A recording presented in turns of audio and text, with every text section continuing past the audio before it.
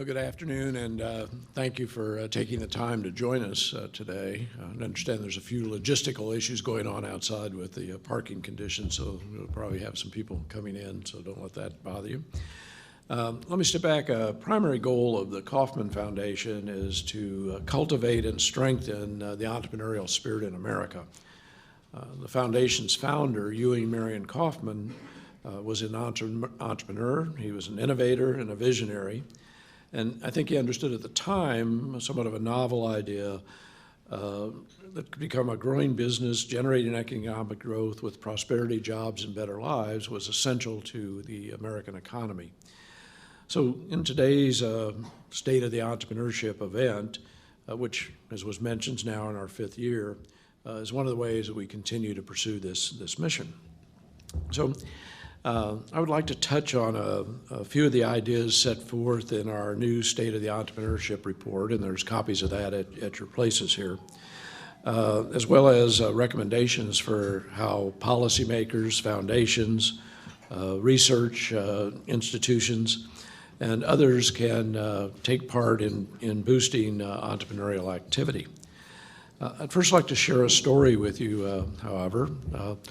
Last November, during our Global Entrepreneurship Week, an American startup won an international competition in the Netherlands called Get in the Ring, which recognized entrepreneurial ventures from around the world. This young firm, which happens to be based in the Kauffman Foundation's hometown of Kansas City, had already prevailed over 282 other startup contenders from 34 states to win the American competition of Get in the Ring. And that's an event that Kauffman brought to the U.S. for the first time in 2013.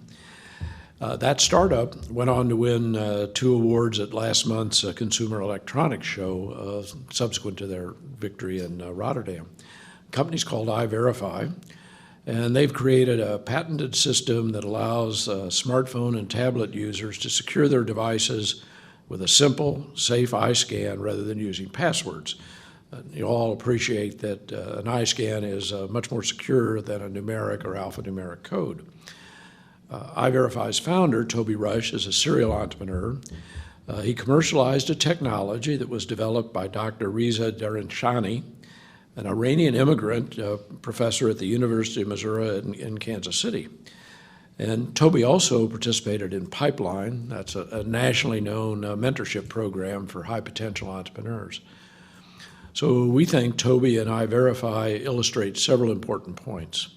One, the importance of university research to entrepreneurship, the role of immigrants, both as researchers and entrepreneurs, and the importance of mentorship and dedicated entrepreneurship programs. You know, in the U.S., we need more iVerifys and more Toby Rushes. Improvements in the standards of living depend on new ideas, new ways of organizing, and new skills. Entrepreneurs are prime movers in this process.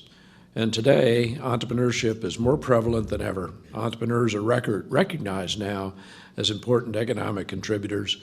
And actually, given some of the successes of a number of high-tech startup firms, entrepreneurs are now even considered, I think, to be kind of cool.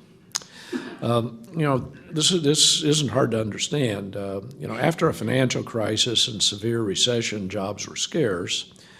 The American people and their elected officials cast around for solutions and rediscovered entrepreneurship. And really for good reason. Over the past century and a half or so, the pain of economic downturns has typically been a forge for future entrepreneurs. Over half of the companies in the Fortune 500 were founded either during a recession or through a significant bear market. This pattern has been repeated today. Many of the high-growth companies around, if you want to judge that by their multi-million-dollar valuations, were started during the recession. This includes companies such as mobile payments company Square, the transportation startup Uber, and Airbnb, which is disrupting to some degrees the hospitality industry. And innovative startups, it's no longer just the province of the Silicon Valley. Hotspots have emerged all over the country. We're proud particularly that there's a lot going on in Kansas City, but other locations, Chattanooga, St. Louis, Atlanta, Des Moines, Reno, Omaha, just to name a few. Entrepreneurs really are showing up all across our country. Meanwhile, however, the number of entrepreneurship education programs and training programs has ballooned during this recession and its aftermath. Really, you can't find a college or a university anymore that doesn't offer some coursework or some focus on entrepreneurship. So when we look back over the last, say, 4.5 years of a sort of a start and stop recovery from the recession, the macroeconomic picture is looking up. Economic growth in 2013 was positive. We added 2 million jobs, and the unemployment rate drifted down below 7%. But however, there's some persistent negative forces that we should recognize and that need to be addressed.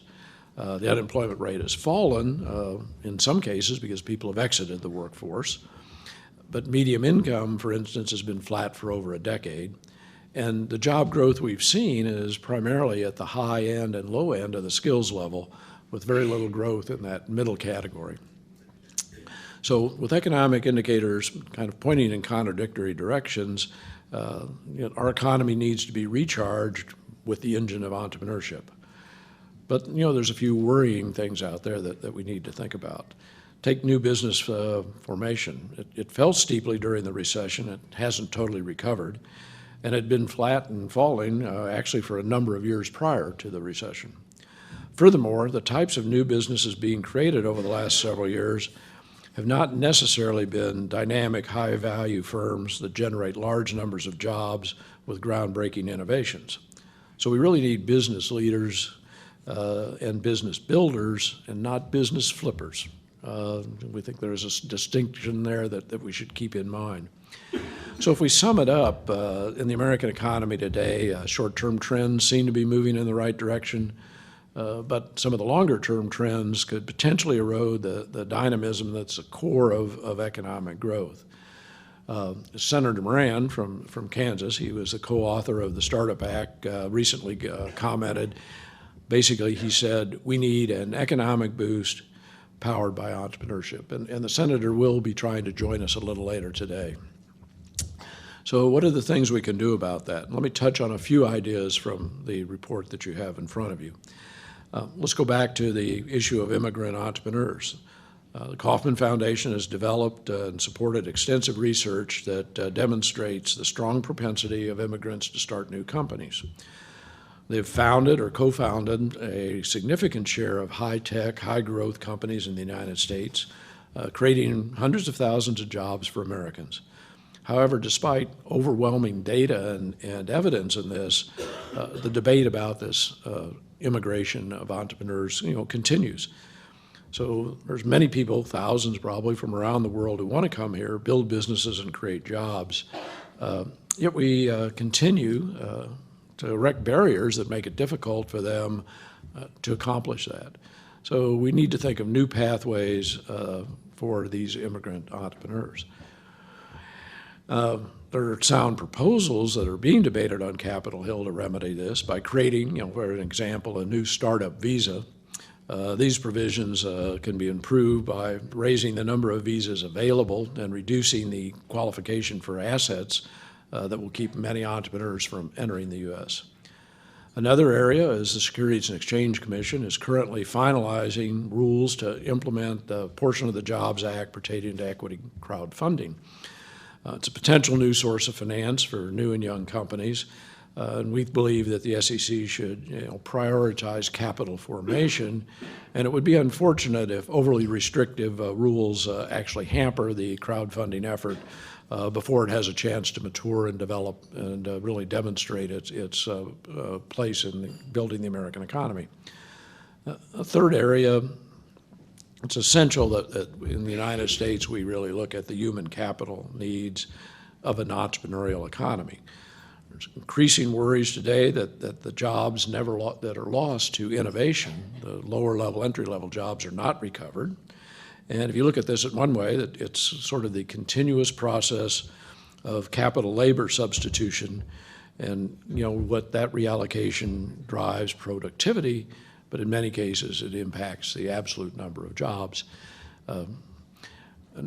conversation we've had in the last couple of days is I think also we might need to think about capital in a slightly different sense when it's substituted for labor.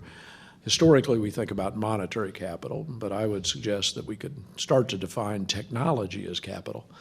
Because historically, monetary capital has been for equipment and plant, and because of physical limitations, only so much capital can replace so many jobs. But if you think about technology as a capital component, it has a much higher leverage of the application of technology relative to the productivity and therefore the impact on jobs. So that it might be a concept that it's not a Bitcoin concept, but we might think about the idea of thinking of technology as sort of a capital component, a currency that adds to that productivity. So that process of substituting the capital, however you define it, puts a lot of new demands on our educational institutions.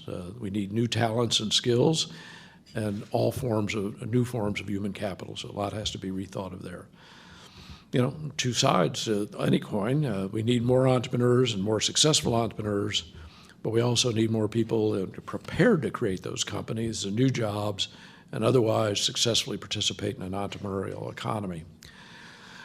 Really, to do this, to make good policy and so forth, we really need evidence. Good policy decisions can't be made in the absence of solid data. That has to be delivered from credible, rigorous research. So while the state of economic and education data is far better than it was even a few years ago, we need to stay contemporary with our data collection efforts in order to facilitate the research necessary. There's many opportunities for public and private resources to measure and analyze the entrepreneurial economy. We'd like to think our State of Entrepreneurship report outlines a few ways that this can be done, with government agents, private organizations working together to modernize the structure of data collection and analysis. We think that this should provide a much stronger base for policymaking decisions. So many questions obviously remain regarding the challenges. We hope this event and the accompanying report are just a launch pad for some new efforts that the Kauffman Foundation is kicking off today, and we're calling that America's New Entrepreneurial Growth Initiative. So we anticipate through research, conferences, and working with partner organizations, we're going to focus on addressing these challenges and hopefully devise the proper policy framework that can stimulate an era of renewed entrepreneurship growth. So without wasting any more time getting started, we have two distinguished panels here with us today. In the spirit of entrepreneurship competitions, we've asked some leading thinkers to pitch their best ideas on spurring new entrepreneurial growth. That group will be called the Washington Wonks. The other group, the policy pundits, will assess those ideas and tell us why they might or might not provide some of the answers that we're looking for. So I hope you look forward to those panels at the end of lunch. But for now, please enjoy your lunch, and thank you again for your attendance and time today.